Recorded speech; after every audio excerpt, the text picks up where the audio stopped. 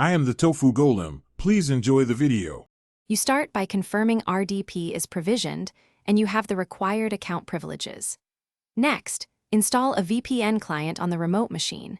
Pick one that supports the server's OS and the protocol you need. Import the provider settings, certificate, or profile immediately and enter the server address and credentials.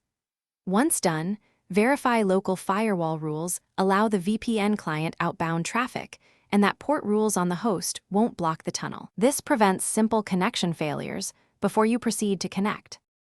Now initiate the VPN connection from the remote desktop host and watch the client logs for authentication and phase completion messages. Adjust routing.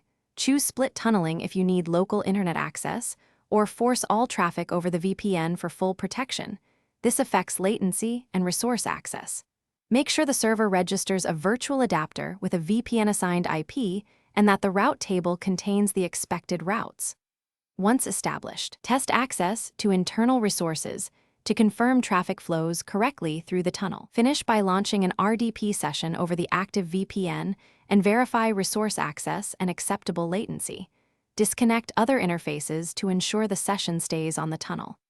Configure the VPN to start automatically on boot if the server needs persistent connectivity, using a service or scheduled task that runs with required credentials.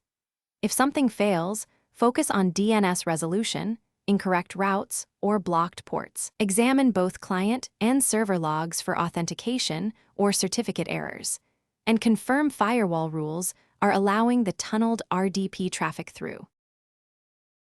Thanks for watching. Consider subscribing if we helped you today.